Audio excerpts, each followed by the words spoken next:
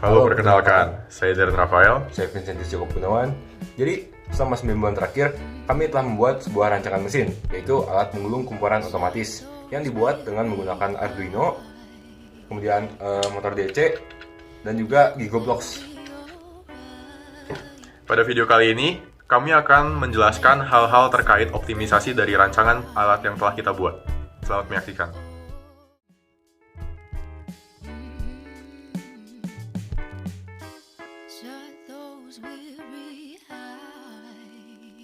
Alat yang kita buat memanfaatkan gear sebagai penyalur daya dari motor DC ke silinder penggulung.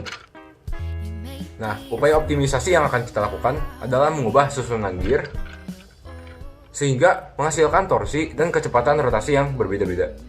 Kita akan mencari sistem yang membutuhkan waktu paling singkat untuk menggulung suatu kumparan. Alat yang kita gunakan untuk membuat rancangan ini yang pertama adalah Gigoblox sebagai penyusun utama rangka alat ini. Komponen Gigoblox yang kita gunakan yang pertama ada motor DC sebagai penggerak alat ini. Nah, lalu kita juga menggunakan gear atau roda gigi sebagai penyalur daya. Roda gigi yang kita gunakan utamanya ada dua, yaitu yang warna biru yang ini terdiri dari 40 gigi dan yang warna kuning seperti ini terdiri dari 60 gigi. Sedangkan gigi yang ini, dan juga yang ini juga berguna sebagai komponen pendukung saja agar mesin ini tuh dapat bekerja dengan baik.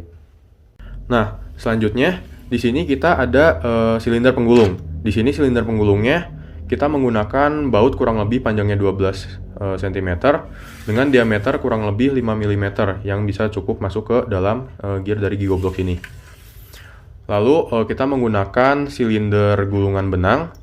Nanti di sini tempat kawatnya itu akan digulung. Lalu dikencangkan menggunakan mur dan ring pada bautnya. Lalu di sini ada baut kecil sebagai kaitan kawatnya untuk nantinya akan tergulung di silinder ini. Nah, selanjutnya kita menggunakan infrared slot sensor, yaitu sensor yang kita gunakan untuk menghitung berapa banyak kumparan yang telah dililit oleh alat ini. Untuk infrared slot sensor ini dibutuhkan juga semacam roda gitu yang terbuat dari karton ya, kira-kira bentuknya 3/4 lingkaran. Jadi slot sensor ini nanti bisa menghitung saat cahaya infrarednya terhalang atau tidak terhalang oleh kartonnya. Nah, untuk otomatisasi alat ini kita akan menggunakan Arduino Uno. Nanti Arduino Uno ini akan dihubungkan dengan motor driver L289P. Nah, dari motor driver ini nanti kita akan hubungkan ke power supply menggunakan stasiun ground dan VMS. Lalu kita akan hubungkan ke motor DC-nya menggunakan kabel ini dari stasiun motor A. Nah, lalu untuk menghubungkan sensor dari alat ini ke motor driver akan digunakan pin 2 E-strip 0 yang ada di sini yang berwarna biru. Untuk menguji alat ini, kita akan menggulung kumparan kawat tembaga dengan dua ukuran yang berbeda. Yang pertama yaitu kawat tembaga dengan ukuran 0,35 mm. Dan yang kedua yaitu kawat tembaga dengan ukuran 0,45 mm. Nah, setelah komponen-komponen alat ini itu dihubungkan dengan motor driver dan Arduino Uno, kita akan menghubungkan kawatnya ke silinder penggulung yang ini.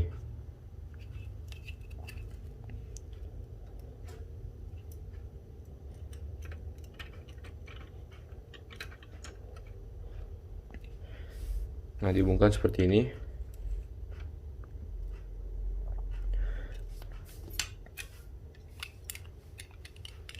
Nah, kemudian masukkan data yang perlu diinput pada program. Lalu tunggu programnya berjalan hingga akhirnya berhenti. Nah, untuk upaya optimisasi, kita akan menggunakan dua variabel yang berbeda, yaitu peletakan susunan gear. Ini untuk variasi pertama, di mana gear yang menempel langsung pada motor DC itu sama dengan gear yang menempel pada silinder penggulung. Nah, lalu nanti untuk variasi kedua, silinder yang kuning ini akan ditukar posisinya dengan silinder yang biru. Sehingga silinder yang menempel pada motor DC memiliki perbandingan yang berbeda dengan silinder yang menempel langsung pada silinder penggulung. Inilah program Arduino yang akan dijalankan oleh sistem. Intinya, saat program dijalankan, akan muncul masukan kecepatan 0 sampai 255. Lalu setelah kita memasukkan kecepatan itu, akan muncul tulisan masukan target, yaitu target kumparan yang hendak kita buat. Nah, setelah itu, program akan berjalan dan akan menunjukkan jumlah kumparan yang telah dilakukan oleh mesin.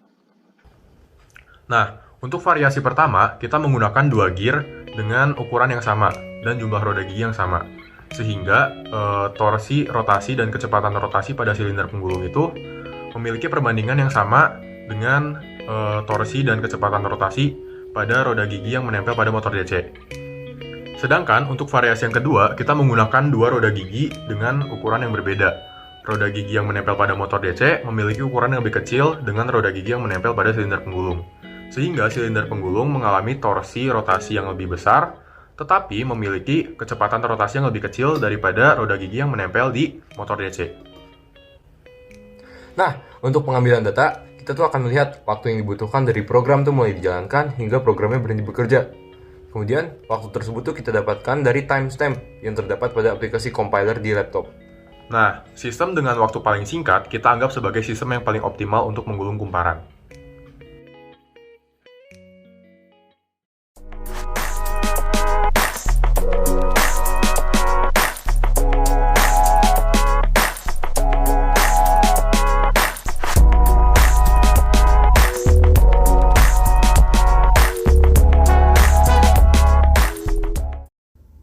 Setelah dilakukan percobaan, didapatkan hasil yang telah dicantumkan dalam tabel-tabel berikut. Nah, untuk variasi 1, sistem itu tidak memiliki torsi yang cukup untuk menggulung kawat dengan diameter 0,45 mm. Sedangkan untuk kawat diameter 0,35 mm, untuk target 50 kumparan, jumlah kumparan yang dihasilkan adalah 49 kumparan, dengan waktu rata-rata 16,027 detik. Sedangkan untuk target 100 kumparan, jumlah kumparan yang dihasilkan adalah 99 kumparan, dengan waktu rata-rata yang dibutuhkan yaitu 23,088 detik. Nah, untuk variasi 2, kawat 0,45 mm, untuk target 50 kumparan, jumlah kumparan yang dihasilkan adalah 49 kumparan, dengan waktu rata-rata 15,806 detik. Kemudian untuk kawat diameter 0,35 mm, untuk target 50 kumparan, jumlah kumparan yang dihasilkan adalah 50 kumparan, dengan waktu rata-rata 8,188 detik. Sedangkan untuk target 100 kumparan, jumlah kumparan yang dihasilkan untuk kawat 0,45 mm adalah 99 kumparan, dengan waktu rata-rata yang dibutuhkan 24,340 detik. Nah, untuk kawat 0,35 mm, jumlah kumparan yang dihasilkan adalah 100 kumparan, dengan waktu rata-rata yang dibutuhkan yaitu 14,036 detik. Dari data tersebut, dapat dilihat bahwa variasi 1 yang seharusnya memiliki kecepatan rotasi lebih tinggi, justru membutuhkan waktu yang lebih lama untuk menggulung kumparan daripada variasi 2 yang mempunyai kecepatan rotasi yang lebih rendah. Di sisi lain, pada variasi 1, sistem tidak berhasil menggulung kawat 0,45 mm, sehingga dalam percobaan kali ini dapat disimpulkan bahwa torsi rotasi memiliki pengaruh yang lebih besar dalam optimisasi alat penggulung kumparan otomatis dibandingkan dengan kecepatan rotasi. Hal tersebut akan terus terjadi hingga pada suatu titik yang dapat ditentukan melalui percobaan lebih lanjut, di mana torsi itu sudah cukup besar, sehingga kecepatan rotasi memiliki pengaruh yang lebih besar terhadap optimisasi alat penggulung kumparan otomatis. Nah, di sisi lain, jumlah komponen penyalur daya juga memengaruhi gaya gesekan yang terdapat pada sistem, di mana semakin banyak komponen penyalur daya, maka gaya gesekan juga akan semakin besar. Sehingga jumlah komponen itu harus diperhitungkan juga. Nah, ini adalah hasil kumparan yang telah berhasil dibuat oleh alat kami. Nah, semoga kalian yang menyaksikan video ini tertarik untuk melakukan percobaan lebih lanjut tentang alat penggulung kumparan otomatis. Terima kasih telah menyaksikan, semoga bermanfaat.